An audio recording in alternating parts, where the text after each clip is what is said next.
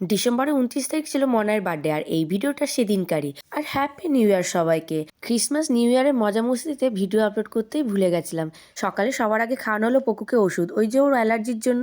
আর শীতকাল মানে প্রচণ্ড বিছানাপত্র গুছাতে হয়।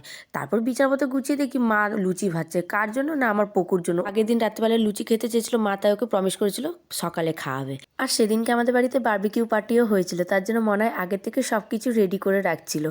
আর আমি মনায়ের বার্থডেতে করেছিলাম মাটন রান্না। আর মা এদিকে জন্মদিন মানেই তো বাঙালিদের পায়েস তো হবেই। স্নান টান করে মা বসিয়ে দিয়েছিল পায়েস। আর ইন্দ্র সেদিনকে মনায়কে গিফট দিয়েছিল এই ড্রেসটার সাথে এই বার্থডে কেক।